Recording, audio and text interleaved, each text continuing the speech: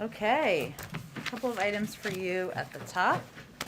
The president has said that the challenge of our time is to demonstrate that democracies can deliver by improving the lives of their own people and by addressing the greatest problems facing the wider world. In keeping with this commitment, this morning we announced that in December, the president will bring together leaders from a diverse group of the world's democracies at a virtual summit for democracy, to be followed in roughly a year's time by a second in-person summit. The virtual summit, to take place on December 9th and 10th, will galvanize commitments and initiatives across three principal themes: defending against authoritarianism, fighting corruption, and promoting respect for human rights. Following a year of consultation, coordination, and action, President Biden will then invite world leaders to gather once more to showcase progress made on their commitments. I also wanted to note that yesterday, Vice President Harris announced that 2.5 million Americans have signed up for health insurance during the special enrollment period the Biden-Harris administration opened just weeks after taking office. That is 2.5 million more people who can now rest easy knowing they're covered, and who join the over 30 million people who have health coverage through the Affordable Care Act. Thanks to the American Rescue Plan, health insurance is now more affordable than ever. Families are saving an average of $40 per person per month. That's nearly $2,000 per year for a typical family of four. And President Biden and the president's Build Back Better agenda that passed the Senate would extend these savings, helping lower healthcare costs for millions of Americans. There are just 5 days left until the special enrollment period closes on August 15th. Now's time for anyone who doesn't have health insurance to go to healthcare.gov and find a plan that works for them. Darlene. Thank you, Jen. The president's meeting earlier with CEOs on vaccinations. Can you tell us, were there any decisions reached in there in terms of what else the administration can do to encourage people to become vaccinated? And is meeting with companies who are requiring their staffs to be vaccinated, is that a sign that the White House is kind of shifting away from encouragement and, supporting the mandates that corporate America is doing? Is that, in other words, is that a backdoor way of the White House trying to do the federal mandate that you all have said you can't do? It's a front door way of lifting up private sector companies who are taking steps through carrots and sticks, through incentives, and through mandates in some cases to get more people vaccinated and to make sure they're protecting their workforce. I would note that this was intentionally a diverse group of industries, so the airline industry, university systems, healthcare industry, small businesses. We wanted to share the work they're doing and support these efforts. And today is an example of us lifting up the private sector taking steps that make sense, that show that vaccines are safe, effective, and are the best ways to for people to re-enter the workplaces safely and also reboot our economy. So that was the objective. I wouldn't say it was meant to be a decision meeting as much as a discussion about best practices, what is working for these industries, and hopefully they can be the models for others. And then just a couple on the Senate. Is there a deadline for when the president would want to see the budget reconciliation bill passed? As soon as he can sign it into law, he looks forward to accepting a smaller dollar figure than $3.5 trillion? Well, I'm naturally not going to negotiate from here. Not that any of you are expecting me to do that. I will say that what is vital to the president is that, and what Leader Schumer also reiterated in his press conference this morning, is that this reconciliation package includes the Build Back Better agenda, key investments in child care, in additional investments in climate change, addressing the climate crisis, additional investments to lower costs for people across the country. He's certainly expressed a comfort with the 3.5 trillion size, as you all know, and obviously there's a lot of work ahead as we work to gather support for this package. Go ahead. Does the White House know who in Florida made the request for hundreds of more ventilators from the Strategic National Stockpile? Well, I would say, Caitlin, I saw the remarks and comments by the governor and representatives of the governor. I would note that as a policy, we don't send ventilators to states without their interest in receiving the ventilators. I think the most important question here is why would you oppose receiving ventilators when you clearly need those in your state, given the percentage of hospitalizations that are occurring in Florida? Do you think it's feasible the governor was unaware that those ventilators were sent to his state earlier this week? I think that's really a question for the governor and his team. And one more question. What is the president's reaction to the jump in consumer prices, and what is his level of concern today, now seeing those numbers with inflation? Well, Caitlin, if you actually look at the numbers and the trends over the last several months, it shows that core inflation was not only below expectations, but it decelerated from last month and even from the month prior. So over the last couple of months, we actually saw it trended downward over the last 3 months, and that is an encouraging sign. We also continue to believe that as the economy turns back on, and as as businesses are starting to move, as the demands start to change in the economy, that there will be transitory impacts as it relates to inflation. Those are projections that have been made, of course, not just by the Federal Reserve, but by CBO, Goldman Sachs, UBS, Moody's, and others. They've also all predicted that that inflation will come down next year, and those are the projections that we abide by. Go ahead, Jeff. Jen, the question about OPEC. The White House is pressing OPEC to produce more oil. Have you gotten a response from Saudi Arabia about that request? Well, first I would say this is just outreach that's just happening over the last couple of days, but it's also ongoing and something that isn't new as of today or even as of yesterday.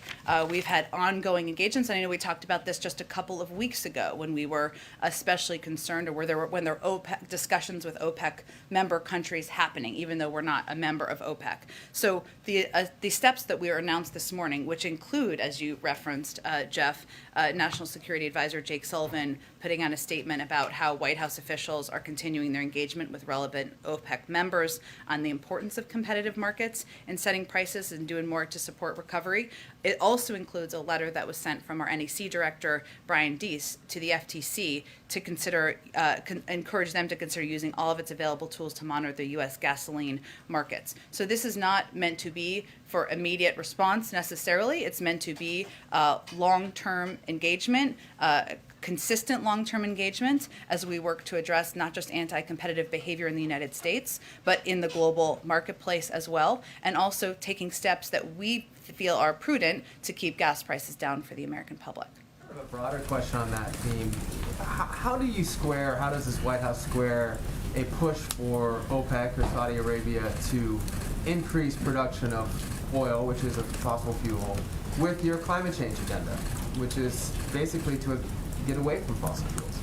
Well, first I'd say, Jeff, that experts have consistently debunked the notion that efforts we are undertaking to transition to net zero by 2050 and a clean power sector by 2035 are related to domestic production at home. I would just note, I know that wasn't exactly your question, but I wanted to get that in there. Our view is, one, that there are steps OPEC can take. What we're raising here is, we've raised in the past production and the need to increase production, as you've said, to make sure we have that available to help address the price of gas. We also are talking, though, most importantly, about competition and about ensuring that pricing on the global market is something that is aligned with what is fair and what is competitive as well. So we're talking about a number of steps, not just one, but I'd also note that we know that they have supply that's available that can be accessed, and that's what we're really referring to here. One other foreign policy question. Is the White House or the U.S. supporting Canada in any way with its back and forth with China about two people, one who's been convicted to death for drug smuggling and another who's been sentenced now to 11 years for spying. We have spoken out about this in the past, and I believe the State Department has. I would certainly point you to them on any particular comments. New comments, I should say. Go ahead. Thanks, Jen. On Afghanistan, last month the administration shared that the objective was to get individuals who are eligible relocated out of Afghanistan in advance of the U.S. troop withdrawal at the end of August. Given the speed of the Taliban offensive, is that still the timeline? It continues to be. We continue to work to expedite that to ensure we get SIV applicants who are eligible out of the country, both to Fort Lee, our base here in the United States, and also to third-party countries. But there have been a number of flights that have already been conducted, already been implemented, and we're continuing to work to expedite moving these applicants out of the country. And one more on that, the administration's view has been the Afghan forces have what they need. They've got the equipment, they've got the forces to fight back. But the Taliban now controls about 60% of the territory in Afghanistan. Isn't it clear that the Afghans at this point don't really have control? Well, I think our point here is, Stephanie, is that we will continue to provide close air support, making sure that Air Force functions are operable. We will continue to resupply their forces with food and equipment, pay all their salaries. In addition to all of the assistance we've provided over the last 20 years, I'd also note, and this is a question that came up yesterday, that the train, advise, and assist approach that we have been implementing and the range of assistance we've provided was done in coordination with military leaders, and the implementation and designing of that plan with military leaders and civilian leaders in Afghanistan over the last several years. So our larger point here is ultimately the Afghan National Security Defense Forces have the equipment, numbers, and training to fight back. They have what they need. What they need to determine is if they have the political will to fight back, and if they have the ability to unite as leaders to fight back, and that's really where it stands at this point. Good question. That air support is supposed to end the next few weeks. That U.S. air support. What happens after August 31st when those 600 troops are still there, trying to protect the U.S. Embassy and the airport, and that air support is gone? Will that be looked at again to continue it, or what happens from there? I don't, it's a good question. I don't have any update on that for you at this point in time. I will note that the president still made an extensive request for assistance, security assistance, humanitarian assistance, different from your question, but still relevant for Afghanistan in his FY22 budget. So our assistance, our partnership does not end. I understand you're asking specifically about support, air support, but he made a significant request and certainly will continue to work to get that money through and to the Afghan leadership. Go ahead. Thank you. The fact that this Summit on Democracies is virtual in December, is that an indication that most global diplomacy this fall may be conducted virtually and not in person? Not necessarily. I think we're assessing, and as are other leaders and countries assessing, what steps are prudent to take, given we're still in a fight, in a global fight with COVID. We need to plan, of course. There are a number of leaders who will be invited, and this was a decision we made, also given, based on also engagements and discussions with a number of these leaders. But I don't think it's an indicative of kind of everything going virtual at this point. One other on COVID. The President's talked about the American arsenal of vaccines, but a group of public health experts this week wrote a letter to the President urging him to export the 55 million stockpiled vaccine doses abroad. Can you remind us what that plan is for that stockpile? Is it to be booster shots, or are they just part of the donation stream that will go out to the rest of the world? Well, I think first it's important to note that, one, we hit last week important milestone of sharing over 110 million, vaccines to the world. We also started shipping doses today to CARICOM countries, and every day we're making progress against a once-in-a-generation pandemic. We are still the world's largest provider of vaccines to the global community. We are still a huge advocate for the TRIPS waiver, which would allow that information to be shared for manufacturing purposes with countries around the world. So, and we have also conveyed, and we have done that and implement this already to date, that when we have extra doses, we will share those. So I think the point here is that The United States is the arsenal of vaccines to the global community. We are by far and away, in terms of what we've donated, by far and away of what we've committed, by far and away in our partnership with Quad countries. We're on track to produce at least 1 billion doses of COVID vaccines in India for the Asia region by the end of 2022. But it also requires other countries in the global community, other wealthy countries, stepping up and doing more to contribute. So that's what I would note. One other, and look, president is president wherever he is, we go wherever he goes. Is there anything to this, and we know that this week's original work from somewhere else or vacation plan was upended by the Senate, but this whole going back to Wilmington, then to Camp David, then back to Wilmington, is there something to that? Certainly not. It's just his travel logistics plans. But there's no reason to leave Wilmington for the weekend and go to Camp David instead? You mean instead of, I'm sorry. Why not just stay in Wilmington? He likes Camp David. It's a place to be outside, spend time with family, and certainly has a beautiful, beautiful scenery there. Go ahead. Thank you, Jen. The president is saying now, God willing, the FDA is going to be coming out in a reasonable time frame to say this vaccine is totally safe. What is the holdup in nominating someone to run the FDA after more than 200 days in office? I know it's like 2:04 at this point in time. 204 days. Certainly, I will say, and the president was asked this question yesterday, that he wants to name someone who's qualified, who's ready to lead the FDA. It is a priority for him. He's also not going to take a step to put forward a nominee before he's found exactly the right person. I will note that it is a place that is filled with talented, experienced scientists, data experts, career staff who are certainly running the FDA effectively. Okay, and as the president tries to reach unvaccinated Americans, has there been any thought given, looking back, to the possibility that he may have created some vaccine hesitancy when last year, around this time, the previous administration was rushing to get a vaccine authorized, and the now president said, I trust vaccines, I trust scientists, but I don't trust Donald Trump, and at this moment the American people can't either. Well, I think it's safe to say he still doesn't trust Donald Trump, so that hasn't changed. But he does trust scientists, he does trust data experts, and he does trust the people leading the CDC, the FDA, which is the gold standard of approval for vaccines. I'd also note, because this question often comes up, that the president has repeatedly given credit to scientists and experts from the prior administration, even as recently as just a few weeks ago, for their role in moving the vaccine forward. Yes, but at the time when Donald Trump is out there saying we're going to have a vaccine in the next couple weeks, next couple months, and Joe Biden is out on the campaign trail saying don't trust Donald Trump, did that create any kind of vaccine hesitancy? Not that we've seen in the data. I would note that at the time, just for context, the former president was also suggesting people inject versions of poison into their veins to cure COVID. So I think that's a relevant point. And Joe Biden, then vice president, was saying we got to wait until something is fully authorized, and it's still not.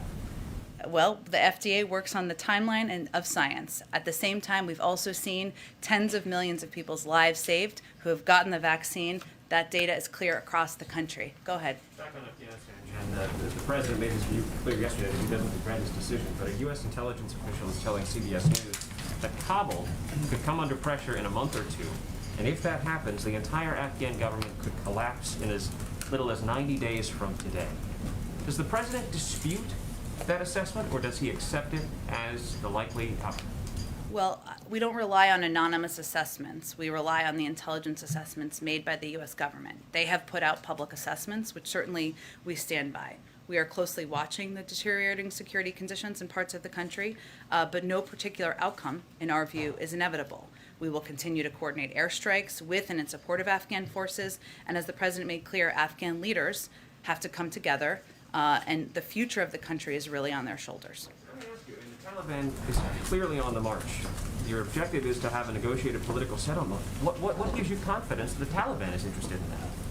Well, the Taliban has to make an assessment. One, we have also said that there's no question that the Afghan National Defense Security Forces would be strengthened, as would the Afghan political leadership, if they were to have more success in fighting back. There's no question about that. We're not hiding from that in any way, shape, or form. The Taliban also has to make an assessment about what they want their role to be in the international community. And I know that Ambassador Khalilzad made comments when he was at the political negotiations yesterday, making clear that the international community is going to watch closely how the Taliban behaves. They have a range of tools in their arsenal as well to take steps should they choose. Are you aware of any safeguards for American materiel that may fall into the Taliban hands as they continue to take over more land in Afghanistan? Well, we certainly take that risk seriously. It is a concern of ours, as it would be in any war zone where we've provided assistance. We did take steps to retrograde some of the equipment over the past several months in preparation for that possibility, but we do take that seriously. We watch it closely as well. Go ahead. Across the country right now, as you know, a lot of companies are trying to make decisions on their return to work dates. What, if any, decisions has the president made about when the federal workforce needs to be back in the office? Where does that stand for federal employees? Well, we've already brought all of the White House employees and on the executive complex back to work. And obviously agencies are implementing on their own timelines to do exactly that as well. As you know, we announced just a couple of weeks ago steps we were putting in place, attestations that would be required of federal employees. If they're not vaccinated, they're going to have to be in a testing regime. It's going to take a little bit of time to have that implemented, even as agencies are hard at work getting it done. So there had been some dates floated as like early September by which some of these employees would be coming back. Is the expectation that employees will be coming back in the next several weeks, or has this complicated the situation given the surge of the variant? It has not complicated. We've put in place specific guidelines and specific requirements from the federal government. We also trust that each agency is going to have their own implementation plan for how they can have in place a testing regime in order to keep their workforce safe. We'll follow up on this when we talk to the COVID-19 response team in the next opportunity, but what is the assessment that the White House has received in terms of the projection for when this Delta variant would reach its peak? When should we anticipate that that would happen? What, if any, preparations are being made in anticipation of that time? Well, I certainly do encourage you to ask our scientists, as I know you will. Part of it is dependent on the actions and steps that the American people take across the country to get vaccinated, to wear masks, to protect themselves, to reduce the spread of the virus. We have seen in states where there was a rise in COVID cases even a week or two ago, obviously an increase in vaccination rates, and also a start to see a leveling off in some of those states. That's a positive sign. I'd also remind everyone, as you all know, that if somebody gets their shot tomorrow, they're not protected the next day. They need to get their second shot, and then it's a couple weeks after that. So it is going to take a little bit of time, even as we've seen an increase in vaccination rates in a number of states across the country. But you receive assessments, obviously, from them. What is the assessment? When should Americans on this trajectory, or even if there is a best-case scenario trajectory, when should we anticipate this surge to peak? Well, again, I encourage you to ask our scientists and our experts who are tracking exactly that, an important question. But it is also dependent on the steps that we are taking and people across the country are taking to get vaccinated and protect themselves. In the near term, are there conversations about the potential for field hospitals, much the same way that you produce mass vaccination sites in some places? Some of those states right now don't have sufficient resources to care for the number of hospitalized individuals. Are those conversations taking place? We are in touch with every governor, and we have offered assistance, federal assistance, strike forces. Every state needs something different. And states that have higher rates of COVID obviously need even more assistance. And we are prepared to provide any kind of assistance that's going to help stem the flow of the rise of the virus. Finally, I know you'll tell us. So, simple question. Has the president spoken to the soon-to-be governor of New York yet, Kathy Hochul? Not yet, but we expect him to do that in the coming days. What message does he communicate? What message would he want to share publicly with the soon-to-be first female governor of the state of New York? Well, I'm sure we'll do a readout after the meeting, but I will tell you that he would convey to her, I'm looking forward to working with her to continue to get the pandemic under control, to put the people of New York back to work, and to move forward as a federal and state partners. Go ahead. Hey, thank you. Can I go back to the OPEC announcement Sure. this morning? The timing, of course, in the hours before the CPI announcement kind of lends an impression or question of whether there's a domestic political lens for you. What, if any, tools do you have to pressure OPEC other than, a letter from Jake Sullivan to actually take steps to increase production? Or is it just the U.S. sort of doing it for political benefit? Because that might be how they view it. Right? Well, we don't see it through a political lens. We believe that, one, the president's role in addressing competition doesn't stop at the border's edge. And while we encouraged OPEC, as you know, I know you covered this closely, to take steps, or OPEC countries to take steps to increase supply back several weeks ago, we believe this needs to be a continuous and ongoing conversation, and we need to elevate this issue in public and certainly in the global community. It's just one step in our toolbox to continue to keep prices down for the public. Is there anything domestically that the U.S. would consider to do to incentivize increased production here? Well, I would also note that our NEC director, I should say, sent a letter to the FTC as well, encouraging them to consider looking at available tools to monitor the U.S. gasoline market. As you know, what we've seen, this isn't the first time this has happened, but even as oil prices go down, gas prices take a longer time to come down. Now, gas prices are still aligned with where they were back in 2018, but we know this is going to be, and they often go up in the summer. We've seen that trend over and over again. But this is a long-term issue, and we want to send the clear message that we are going to take steps, whether they are using the bully pulpit or otherwise, to make sure we are going after anti-competitive behavior. But that is a different question than increasing production. You're asking OPEC to increase production. Is there anything the U.S. producers can do to increase production, or the administration would consider doing to make more U.S. oil? Well, that wasn't an ask we made. The point we have made in these communications is that we do have the supply. We're not making a supply question here, or we're not posing a supply question domestically. Obviously, OPEC has its own unique role on the global marketplace. But we do also think that there should not be any price gouging at the pump when there is available oil. So that is what we are highlighting and marking out there. Thank you. Go ahead. Thanks so much, Jen. Ken Salazar was just confirmed as ambassador for Mexico. He's just the first ambassador for a country to be confirmed.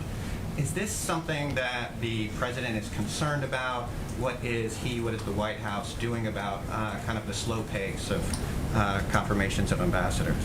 Well, we are grateful for the important work the Senate did before recess by passing the bipartisan infrastructure bill and certainly taking an important step forward on the president's Build Back Better agenda. We are frustrated over the slow pace of confirmations, particularly for non-controversial nominees. A number of these nominees who are sitting and waiting are highly qualified. A number of them have a lot of Republican support. So what is the holdup? And as you noted, it's important for us around the world to have qualified ambassadors who are confirmed by the Senate to lead our country and represent our country at this point in time. There are also a number of other positions at the Treasury Department, at other domestic agencies that could play a pivotal role as our country is continuing to deal with an economic recovery. I would also note that, just for data purposes, the president has sent over more nominees at this point than his predecessor, and a comparable amount of nominees to Presidents Obama and Bush. Right now, we have nearly 275 people we've nominated pending confirmation by the Senate, a number of them who have strong Republican support as well. Now, a few of the recent nominations last week were donors. The president, during the campaign, promised to put diplomacy back in the hands of professionals.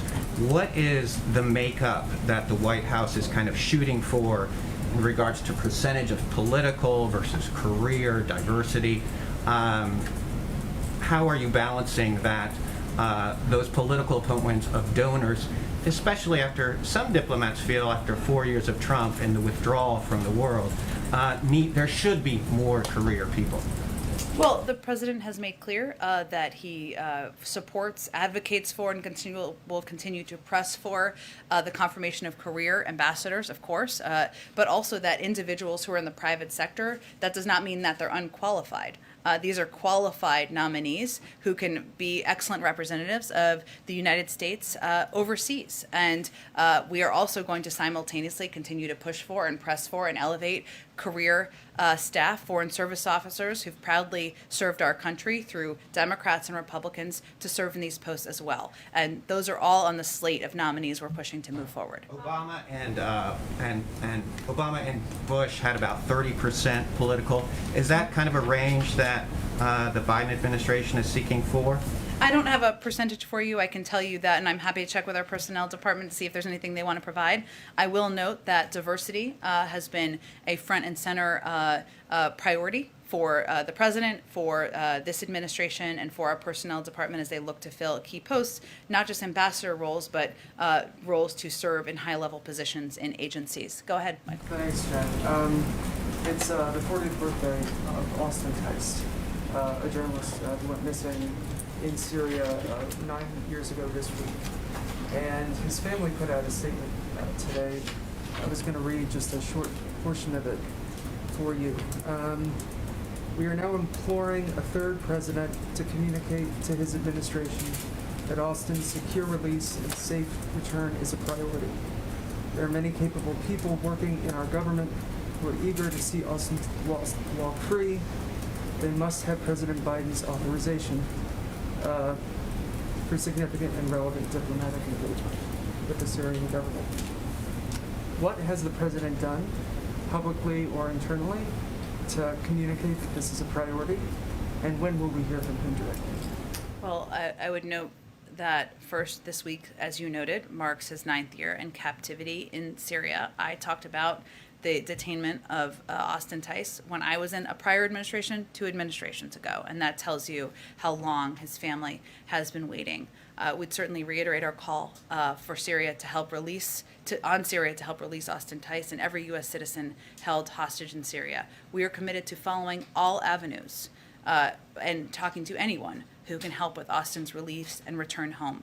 We don't speak about those publicly because that's not in the interest of the outcome. But we are committed to working on do it using every tool in our disposal to bring Austin and all hostages held in Syria home.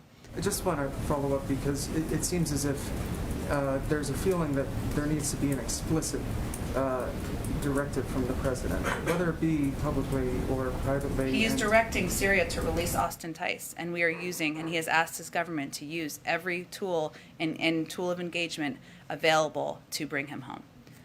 Go ahead. Thank you, Jen. I've got 2 questions, one domestic and Jake, one it's your birthday today. You noted that for yes, me. it is. Happy birthday. Thank you, and let me wish you back happy Infrastructure Week. Okay, same. We all get cakes, so it's good.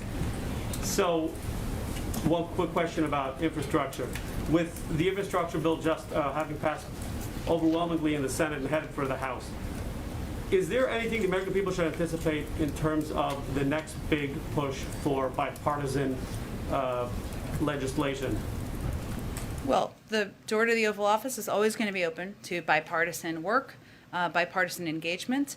There is work that we expect to proceed in the fall, including work on CHIPS legislation, helping to address issues in our supply chain that are impacting American workers, American companies. We certainly believe that Congress should follow historic precedent and raise the debt limit, as they have 3 times during the former president's administration and 80 times overall.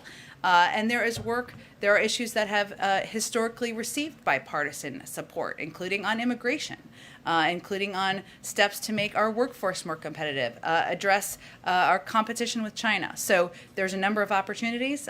We look forward to seeing what openness there is on the other side of the aisle as well. Go ahead. I think we got to keep going. Go ahead. 46 Republican senators have now signed a letter saying they will not vote to raise the debt limit. So what is the White House's kind of plan from here? What conversations are you having with Congress to make sure the U.S. doesn't default on its debt? Well, I would say we are making absolutely clear that raising the debt limit is something that has been done historically 80 times in a bipartisan fashion, the vast majority, more times under Republican presidents than Democratic presidents. And when we're talking about what debt we're dealing with here, most of it, 99% of it, I believe, existed before President Biden took office. So we understand what their public comments are to date. Congress will return in September, and certainly we know the private sector, that former leaders from both sides of the aisle are eager to see Congress raise the debt limit and not face default. So is passing this through regular order, not in reconciliation, is that a red line for the president? I'm not here to set red lines. I think there's a standard precedent we're looking for Congress to follow. Go ahead. Go ahead. I appreciate it. There's still roughly 2,000 inmates who were released to home confinement through the CARES Act. We've reported that the Biden administration deemed that the Trump administration was correct in interpreting that that authority would basically end at the end of the pandemic. Would the president prefer issuing clemency to those inmates, seeing a legislative fix that would keep them on home confinement, or is he okay seeing them return back to prison, most of them? Well, I saw your reporting. We all did, of course. We are working hard every day to reform our justice system in order to strengthen families, boost our economy, give people a chance at a better future. As part of this, the president is deeply committed to reducing incarceration, helping people successfully re-enter society. And he has said too many people are incarcerated. Too many are black and brown. And he's therefore exploring multiple avenues to provide relief to certain nonviolent drug offenders, including through the use of his clemency power. I don't have anything to preview for you today, but he is again looking at a range of avenues. Oh, go ahead. One other topic. Also, the gallerist managing, who has been tasked with ensuring the buyers of Hunter Biden's artwork remain anonymous. He said that Hunter will be attending his opening as well next month, and has said friends and families will be attending as well. Does the president or first lady plan on attending that opening? I'm not aware of plans for them to attend. Go ahead, Rachel.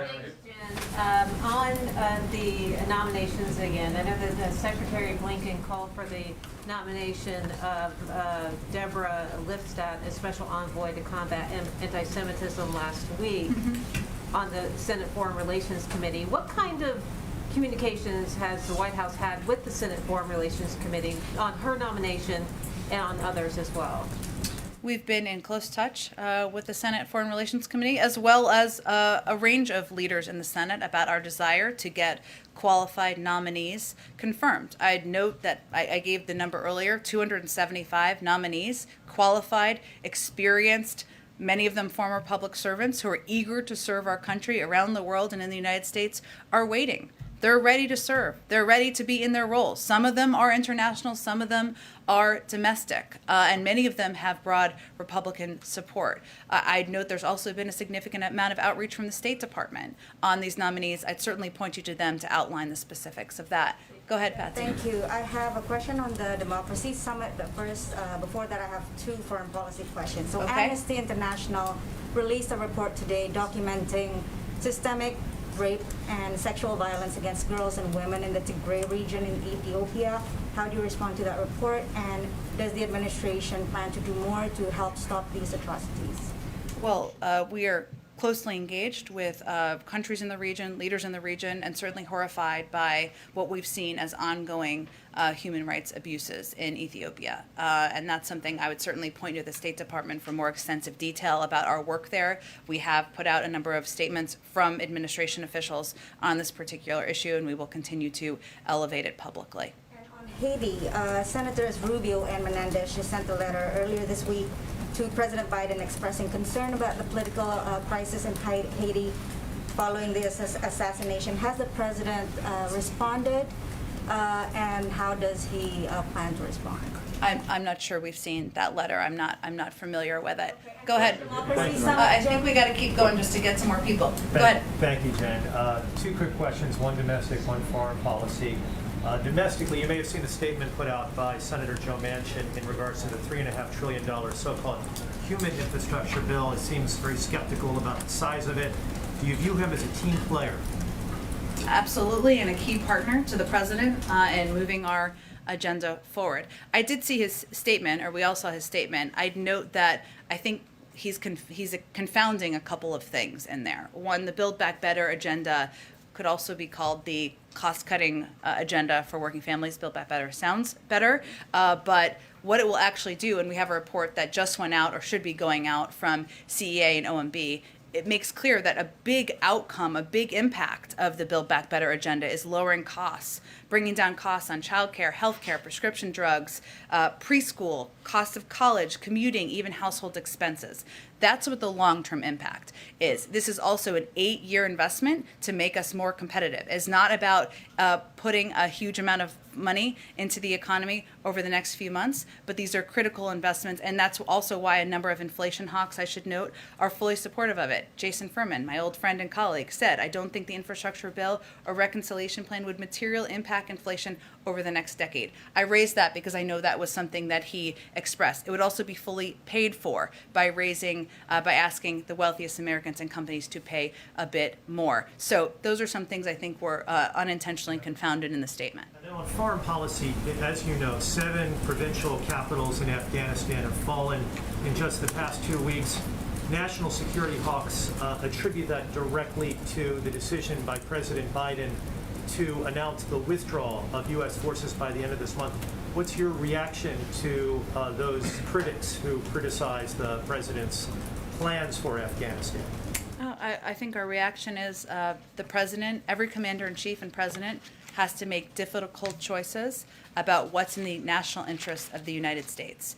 And when he gave his speech just a couple of months ago, delivered a speech outlining why he was making this decision, he touched on a couple of pieces. One, we've been at war in Afghanistan for 20 years.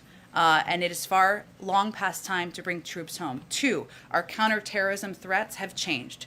They are no longer emanating in the same capacity from Afghanistan. We need to have capacity and counterterrorism capacity to address threats from other parts of the world, Northern Africa and others. 3, because of the timeline that was set by the prior administration of May 1st, if we had left our troops there, the Taliban would be shooting at our troops. He asked his team for a clear-eyed assessment of what the impact is. We put out intelligence assessments, and we will continue to be partners with the Afghan government's militarily, from a humanitarian perspective, moving forward. I didn't mean to skip you. Go ahead. No, you're fine. Back to the Senate, which recessed without taking any significant action on voting rights. And I think Mitch McConnell said something akin to, it's not going to happen tonight and it's not going to happen when we come back.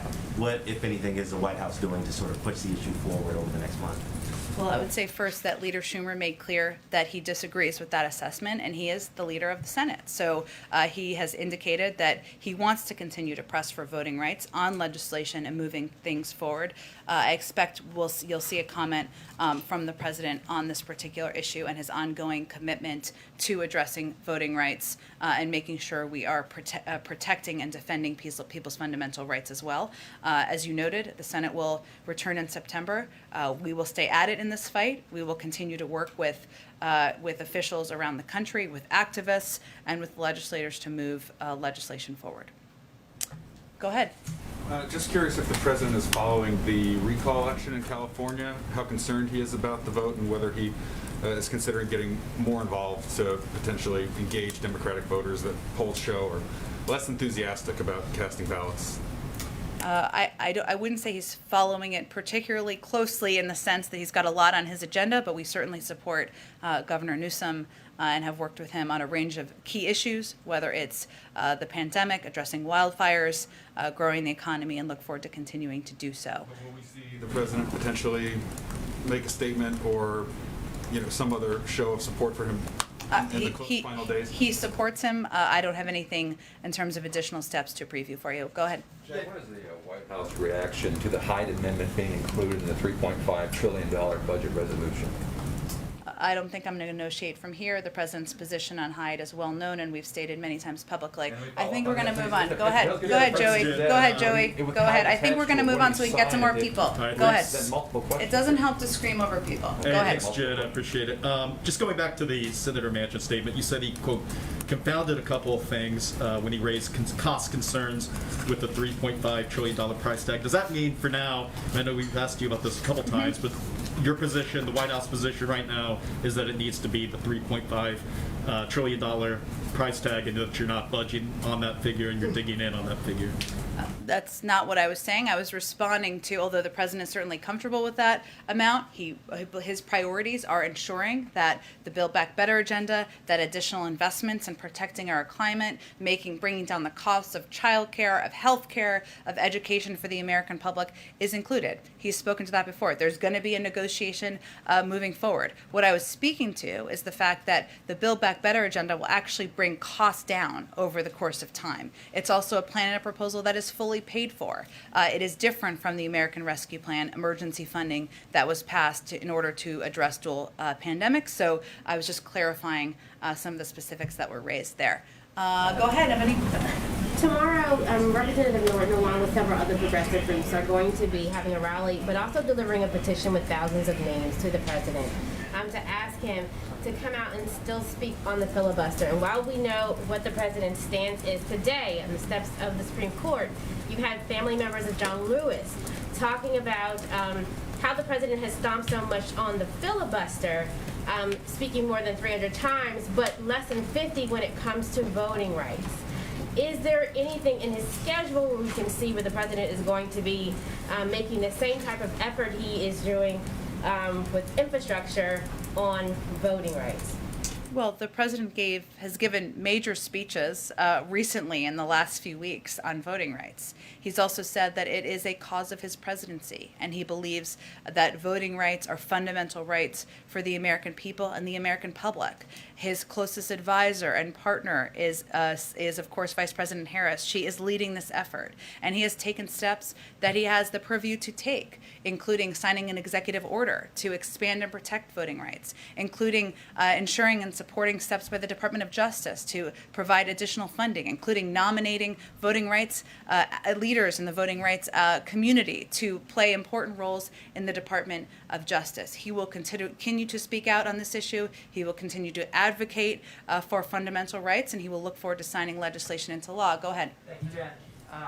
Given the uptick in inflation, is anyone at the White House taking a closer look at the previous administration's tariffs to see which ones actually serve, geopolitical interests, and then which ones just increase costs for consumer? Well, we've talked about how there's ongoing reviews of tariffs and a range of steps that were put in place by the prior administration, and of course we're going to continue to use every economic tool in our toolbox. I would note, I noted this previously, but as we look at averages, the rate of inflation has actually come down, and we continue to be at a projection where it is going to come back to normal rates next year. And we also know that there are specific industries that are impacting inflation. We also saw a encouraging data as it relates to the used car industry. Last month, it went up by 10%.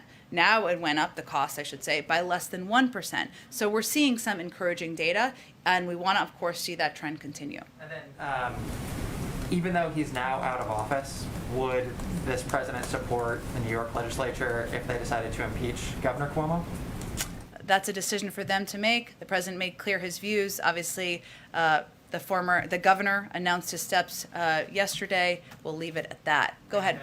Jen, you said at the top you're hoping that the companies and universities the president's about to meet with will be a model for others. So is the president's official position that all companies in the private sector should have vaccine mandates for their employees? The president's position is that every company should take a look at how to protect their workforce, and that there are going to be different carrots and sticks that can be used by different private sector entities. Even these industries that are represented today have taken different steps. He's lifting up them as examples of models of what works, but there are different companies will take different approaches. Is the president disappointed in other airlines that haven't taken the steps that United has? We've seen some other airlines. I know Delta announced that they would only be hiring people who were vaccinated, and we've seen different industries take different steps. But we are certainly encouraged by the step of United Airlines and by any steps by employers to protect their workforce. Has the president spoken with the outgoing governor of New York? No. Go ahead. Thanks, Jen. Just a follow-up on mask mandates. Yesterday when President Biden was asked if he has the authority to intervene in states like Texas and Florida where they are banning mask mandates, he signaled that the administration is looking into it. Can you provide more clarity on what the president meant and any avenues that the administration is exploring to intervene in states? Sure. What he was speaking about, and I think he gave a little bit of context on this, was that we're looking into ways we can help the leaders at the local level who are putting public health first continue to do their jobs. Keep students safe and keep students in school. That's something our Department of Education and others are looking at. I just don't have anything to preview for you at this point in time. A follow-up on the debt ceiling. Does the president believe that he can unilaterally raise the debt limit through an executive order if it was under emergency circumstances? The president believes that Congress should act to raise the debt ceiling as they have 80 times in the past. He asked his lawyers if he could raise the debt He limit. believes Congress should and will act to do it. Go ahead. Thanks, Jen. I wanted Oh, did we? Okay. Go ahead, and then we'll go to you. Okay, great. Thank you, Jen. The two questions. The Biden administration has already delivered 20 million vaccine doses to 26 countries in Africa from the pledge the president made on May 17.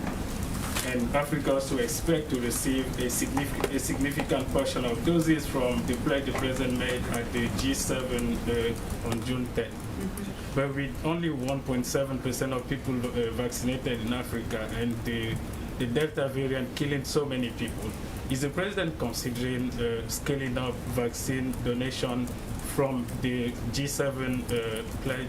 Well, the African countries? G7 made their commitment, which is significant and will be implemented. We are going to continue to build on what we've already announced. So we plan to share tens of millions of doses across the summer months. I'd also note that we're also working to support vaccine manufacturing in Africa by providing financing to a South African business to bolster manufacturing capacity to produce more than 500 million doses. So we are looking at a range of ways to provide supply to be the arsenal of vaccines in the global community, including Africa, and we will continue to expedite that as quickly as we can. We know that the pandemic knows no borders.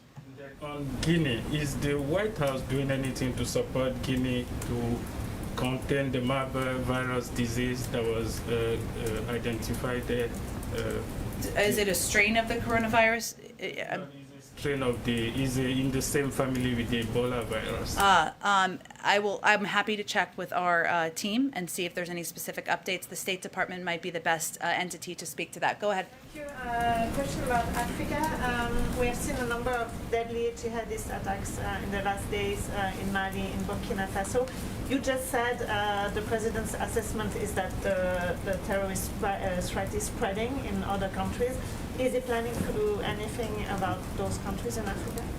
Well, I think what I was referring to is what the president conveyed in May when he gave a speech about his decision as it relates to U.S. troops in Afghanistan. And certainly his assessment, not new assessment, this has been growing over time, as you know, that the threat has expanded to, over the last several years, to northern Africa and other parts of the world. So certainly our counterterrorism strategy reflects that assessment, which again is not new, but certainly contributed to his decision on Afghanistan. Go ahead. Jen, a headline from the New York Post from, I believe, 2 days ago. Team Biden's war on DeSantis is all about kneecapping a successful governor, a GOP governor. Could you address that concern, please? Our war is not on DeSantis. It's on the virus, which we're trying to kneecap. And he does not seem to want to participate in that effort to kneecap the virus, hence our concern. Thank Go you, ahead. Jen. Dr. Jen, I have a rapid fire 3 questions on transparency. As Ed noted earlier, the president's been to Delaware 17 times. It's soon going to be 18 and 19 times over the past 6 months. I want to know how visits from visitors and from family members with potential conflicts of interest are being treated for the purposes of White House visitor log disclosure. Also, I was hoping that you could respond to Walter Schaub's criticism of the first son's art sales. He says he wants the shame on the president if he doesn't ask his son to stop. What exactly has the president said to his son? And the third question is, what spacing constraints are there in the White House East Room that are preventing us all from attending the event later today, especially considering there are no spacing constraints in this room? Well, one, I think we wanted to make it as transparent as possible and make the entire meeting available to everyone who isn't just in this room. So we are actually not discriminating against people who are covering the White House from outside of the White House briefing room. Second, I would say we have spoken extensively to the arrangements which are not White House arrangements. They're arrangements between Hunter Biden's representatives and ones that we certainly were made aware of. I don't think I have anything to add in that regard. And no, I can confirm we are not going to be providing information about the comings and goings of the president's grandchildren or people visiting him in Delaware. Go ahead. In the reconciliation, okay, last one. Yeah, in the reconciliation framework that was that made the next step here. The public debt, it says, goes to $30.7 trillion in the next fiscal year. Then it balloons to $45.1 trillion by 2031, and that's with the pay-fors. So at what point does the federal debt become an issue or concern for the president? Well, it was a concern when he came in, and he was left with quite a debt and deficit by his predecessor. But the president has proposed a plan and package that would be fully paid for by asking corporations and the wealthiest Americans to pay a little bit more to make our country more competitive, and he feels quite comfortable with the fiscal responsibility of that. Thanks everyone so much. Have a great day. Thank you.